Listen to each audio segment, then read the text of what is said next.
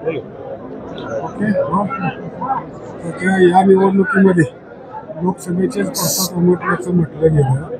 आपण या ठिकाणी खंत व्यक्त केली आहे की लोक विकासाला मतं देत आहेत की नाहीत असं मला वाटतंय, कारण मागील 5 वर्षाच्या कालावधीत केलेली विकास कामं घेऊन तुम्ही पुढे गेला होता। आणि आणखी एक खंत व्यक्त केली की ऐन निवडणुकीच्या 15 दिवस आधी दारू मटण अशा गोष्टींमुळे या निवडणुकीमध्ये अनेक घडामोडी घडल्या, काय सांगा? नाही, दारू मटणामुळे घडल्या असा विषय नाही। पाठीमागील 5 वर्ष दिवस रात्र आपण या मतदारसंघाच्या विकासाच्या दृष्टीने आपण काम करत होतो।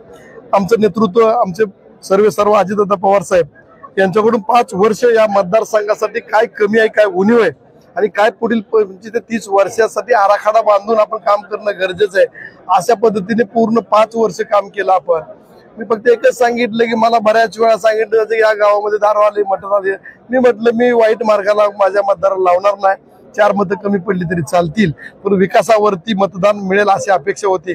आमदारांनी जी विकास कामं असेल की जनतेच्या सुखदुःखामध्ये जाणं एवढं ठीक आहे, याच्या व्यतिरिक्त तुम्ही मला सांगितलं मी आता ज्या गावामध्ये 33 केवीचे सबस्टेशन नवीन मंजूर केले ती गावं मायनसमध्ये, ज्या गावाला आपण 400 कोटी रुपयाचे रस्ते दिले ते एकही गाव आपण प्लस घेऊ शकत नाही। म्हणजे मला एक म्हणायचं की ही निवडणूक झाली, ही विकासावरती निवडणूक झाली नाही। माझ्या माहितीप्रमाणे माझ्यावरती कुठली नाराजी असेल, मी कुठंतरी कमी पडलो असेल, अशी भूमिका मान्यच केली पाहिजे की आपला पराभव झालाय। जे समोरील मला ज्यांनी पराभूत केले ते उमेदवार माननीय राजूजी खरे साहेब यांनी विधानसभेमध्ये एंट्री केलेले, त्यांना मी मनापासून त्यांचं स्वागत करतो।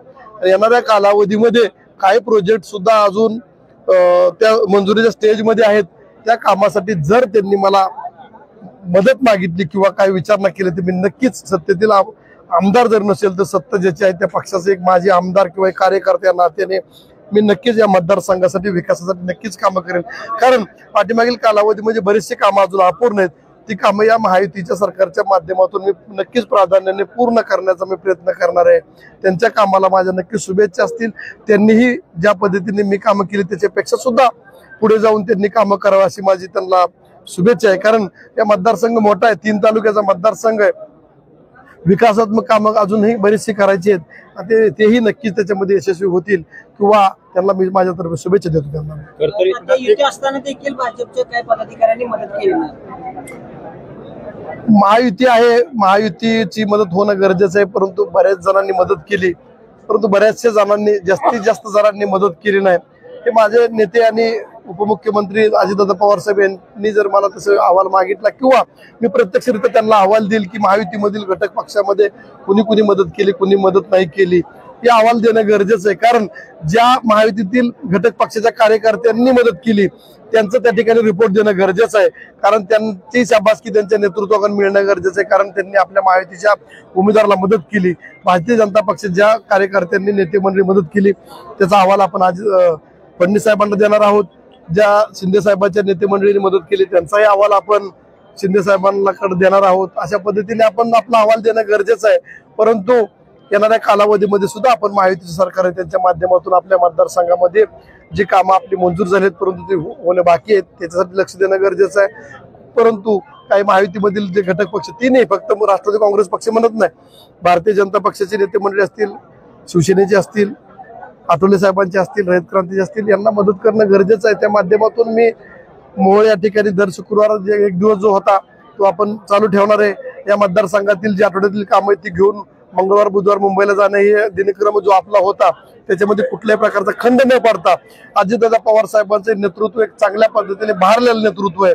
ते स्वतःच्या नेतृत्वाखाली 41 आमदार या ठिकाणी निवडून आणलेत, त्याचीच पुनरावृत्ती येणाऱ्या जिल्हा परिषद, पंचायत समिती, नगरपालिकेच्या निवडणुकीमध्ये दाखवून देण्यासाठी किंवा दादांचा पक्ष या महाराष्ट्रामध्ये वाढवताना या मोहोळ विधानसभा मतदारसंघामध्ये जास्तीत जास्त वाढवणं गरजेचं आहे। या दृष्टीने मी येणारे 5 वर्ष काम करणार आहे। आपण बोलताना आवाहन केलं की आता जे आमदार आहेत त्यांच्या ऐवजी त्यांच्या भोवतालच्या काही लोकांपासून खूप मोठा त्रास होऊ शकतो, मोठ्या गुन्ह्यांचे तुम्ही आता उल्लेख केला, नक्की काय प्रकार आहे? मी आपल्याला सांगतो, लोकप्रतिनिधी कुठल्या पक्षाचा असू द्या, त्याला निवडून आल्यानंतर सर्व समोरची जनता ही सर्व मतदार ज्या पद्धतीने पाठीमागील 5 वर्षामध्ये कुठलाही पक्षाचा भेदभाव न बघता मी सर्वांची कामं करत गेलो, ते कुठलाही आमदार असेल तर त्या पद्धतीनेच वागत असतो की त्यांना वागावं लागतं।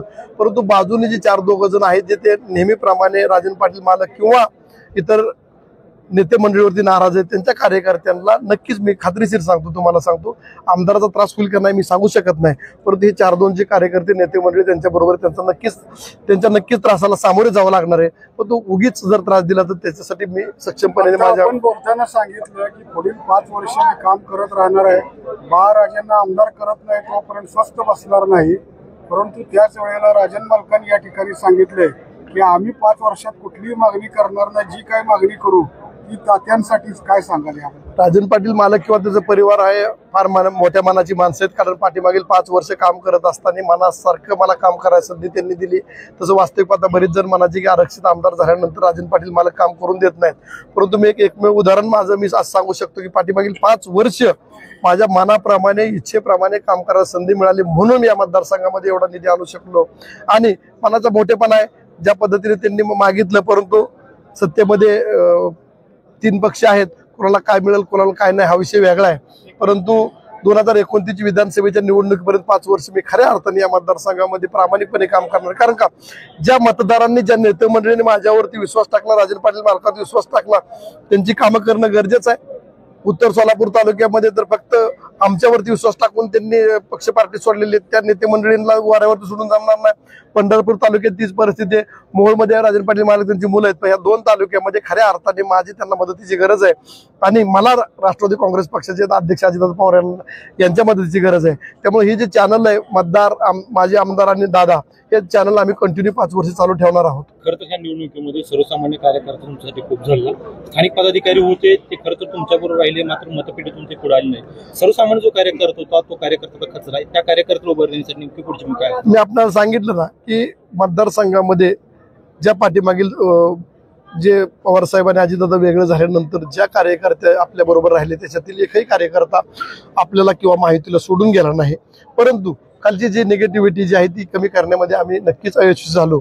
कार्यकर्ता कुठल्याही कार्यकर्त्यांनी आमच्याबरोबर दगाफटका केलेला नाही आणि त्यांना बळ देण्याचं काम येणाऱ्या कालावधीमध्ये अजून गेल्या वेळेसपेक्षा जोमाने करण्याचा आम्ही नक्की प्रयत्न करू. आता ते केवळ राजन पाटील यांना विरोध करत असताना आपला कुठेतरी बळी गेल्याचं बोललं जातं. असं काही नाहीये, बळी कुणाचा दिला जात नाही. मी म्हणतो 5 वर्ष काम करत असताना अपेक्षा इतकी माझ्याकडून कामं झाली नसतील असं मी समजतो, किंवा माझ्यावरती जी नाराजी असेल त्या नाराजीचा फटका बसला. म्हणजे चांगलं झालं तर राजन पाटलामुळे झालं, वाईट झालं तर राजन पाटलामुळे झालं. म्हणजे चांगलं झालं तर माझ्यामुळे आणि वाईट झालं तर राजन पाटलामुळे, ही कुठलं सूत्र? असं काही नाही. मीच कामामध्ये कुठेतरी कमी पडलो असेल म्हणून मी पराजित झालो असं मी सांगतो. राज्यात पुन्हा महायुतीची सत्ता आली आहे, भरभरून सत्ता दिली जनतेने हाती. यामुळे या मतदारसंघातील अनेक प्रलंबित कामे तुम्ही या मतदारसंघाचं प्रतिनिधित्व केलेलं आहे. आणखी कुठले प्रलंबित काम आहेत ज्यासाठी आता पुढील 5 वर्ष संघर्ष करणार? आता आपल्याला सांगतो की आता मंत्रिमंडळामध्ये दादा असल्या कारणाने आम्हाला कुठल्याही प्रकारचं कुठलंही काम असू द्या, पाठीमागील 5 वर्ष तुम्ही पाहिलंय, जे तुम्ही बोललाय ते आपण मंजूर करण्याचं काम केले. जे प्रश्न खऱ्या अर्थाने जे भेडसावतील समोर ते प्रश्न सोडवण्याची आपण प्राधान्याने घेऊच भूमिका. पण जो प्रश्न खऱ्या अर्थाने सीना भोगावती जो प्रकल्प आहे तो सीना भोगावती प्रकल्प माझ्या हातून राहिला. त्याला कारण की पाण्याचं आरक्षण विषय होता आणि सीना आणि भीमे नदीवरती बॅरेजेसचं काम आपण अंतिम टप्प्यामध्ये आणलेलं आहे, तर तेही काम पूर्ण करणार आहे. मी सत्तेतील आमदार नसलो तरी सत्तेतील नेत्याचा माझे आमदार आहे. या कारणाने मी नक्कीच ती माझ्या समोरील जे अपूर्ण काम आहे ते पूर्ण करण्याचा प्रयत्न. जे कामं मंजूर झालेत, उदाहरणार्थ मोहोळमध्ये पाणी पुरवठा असेल, अंडरग्राउंड ड्रेनेज असेल, प्रशासकीय इमारत असेल, क्रीडा संकुल असेल, नगरपालिकेची इमारत, हे कामं चांगल्या पद्धतीने पूर्ण करण्यासाठी मी नक्की शासनाच्या माध्यमातून त्या ठिकाणी मी प्रयत्नशील राहणार आहोत. जी कामं मंजूर केली ती कामं माझी भूमिकाच आहे की ती चांगल्या प्रकारे करून घ्यायचं आहे आणि माझी लोकप्रतिनिधी या नात्याने मी ती पूर्ण करण्याचा प्रयत्न करेन.